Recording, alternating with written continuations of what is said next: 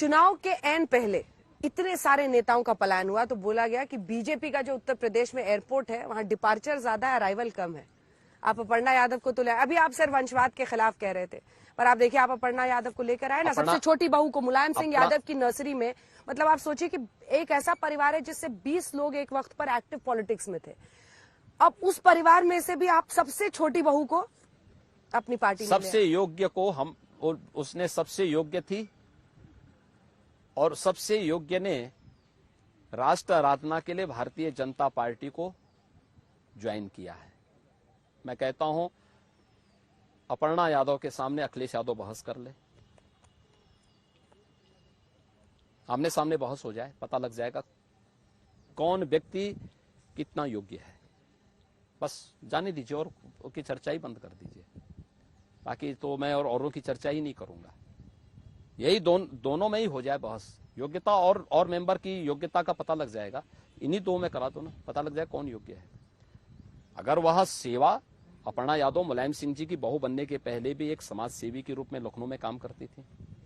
ऐसा तो है नहीं कि ना करती रही हो। उन्होंने गो सेवा का काम किया, दिव्यांगजनों के लिए काम किया, अनेक कार्यक्रम किए हैं। और आज भारतीय जनता पार्टी के मंच को देखिए, आपने देखा होगा टिकट के लिए बीजेपी में नहीं आई, बीजेपी ने टिकट भी नहीं दिया। उन्होंने कहा नहीं, मोदी जी के राष्ट्र आराधना के कार्य के साथ मैं जुड़ने के लिए आई हूं, मैं तो उसी में काम करूंगी। आई है, काम कर रही है। ऐसे अदिति सिंह को आप ले आए। अदिति सिंह, मैं तो परिवारवाद वाले सारे लिस्ट गिना रही हूं। परिवारवादी कहां पर, कौन से परिवार, किस परिवार की है? अखिलेश सिंह की बेटी है। अखिलेश सिंह नहीं है ना आज के दिन पे। तो पर परिवार तो वही है ना सर। विधायक अदिति सिंह है, अपने दम पर है, अपने बल पर है। आज वो विधायक के रूप में काम कर रही है। अगर वो बीजेपी में आ जाती तो कौन बुरा है? यानी सपा में रहे, कांग्रेस में रहे तो अच्छा है, और बीजेपी में आ जाए तो बुरा हो जाए।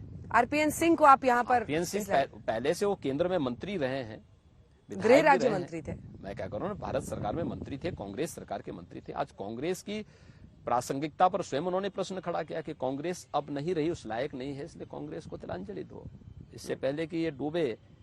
अच्छा है हम लोग अपना दूसरा रास्ता। लेकिन क्या इससे वो कैरेक्टर जिस पर आप लोग बहुत ही गर्व करते थे कि हमारा तो चाल चरित्र चेहरा, हमारा वही तो चाल है, वही चरित्र है, वही चेहरा है, सब आ गए, सब तो घुल मिल गया है। कोई घुल मिल नहीं गया है।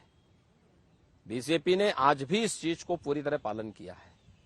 अपने दम पर कोई कार्यकर्ता काम कर रहा है तो उसको आगे बढ़ने का भरपूर अवसर दो, लेकिन अगर कोई बाप की विरासत के आधार पर राजनीति करना चाहता है तो उसको कोई जगह नहीं। काम करे पहले एक कार्यकर्ता के रूप में, पार्टी की क्राइटेरिया में खरा उतरेगा तो अवश्य मौका मिलेगा, नहीं उतरेगा तो फिर एक सामान्य कार्यकर्ता के रूप में। इस चुनाव का एक चरित्र ये भी है कि एक तरफ तो सर पहली बार आपके चेहरे पर, पिछले चुनाव एक तरह से प्रधानमंत्री नरेंद्र मोदी के इर्द गिर्द हुआ था, उनके चेहरे पर हुआ था। पहला चुनाव आपके चेहरे पर है, पहला चुनाव है पोस्ट कल्याण सिंह।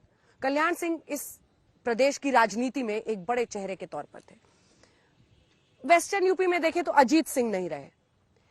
इन तीनों फैक्टर्स पर मैं एक एक करके आपका एनालिसिस चाहती हूं। कितना बोझ कितना लग रहा है सर, ये बताइए 10 मार्च को लेकर। देखिए, हम लोग कभी बोझ में नहीं रहते। देखिए, यहाँ पे 18 से 20 घंटे कार्य करने वाले लोग हैं, हर परिस्थिति में काम करते हैं। कोरोना हमारी चाल को नहीं रोक पाया, हमारी गति को नहीं रोक पाया, तो चुनाव क्या रोकेंगे? क्योंकि चुनाव के समय तो केवल व्यक्ति को एक तरफा कैंपेन का साथ जुड़ना पड़ता है। कोरोना कालखंड में तो हमें जीवन भी बचाना था, जीविका को भी बचाना था। तो जब हमारी गति को कोरोना नहीं रोक पाए तो चुनाव नहीं रोक पाएंगे। एक दूसरा, हमारे नेता मोदी जी हैं। एक अभिभावक के रूप में, एक नेता के रूप में मोदी जी के नेतृत्व में हम लोग चुनाव लड़ रहे हैं, और प्रधानमंत्री मोदी जी के ही मार्गदर्शन में हमने जो कुछ भी किया उनके नेतृत्व में किया है। कल्याण सिंह जी हमारे वरिष्ठ नेता थे, उनका आशीर्वाद सदैव भारतीय जनता पार्टी के साथ था। भारतीय जनता पार्टी सदैव उनके मूल्यों, उनके आदर्शों का पालन की है। लेकिन हां, जनता जरूर सपा को सबक सिखाना चाहती है, जिन्होंने कल्याण सिंह जी के दुखद मौत पर कल्याण सिंह जी का अपमान किया था। और 2 शब्द भी समाजवादी पार्टी ने कल्याण सिंह जी की मौत पर संवेदना के व्यक्त नहीं किए थे।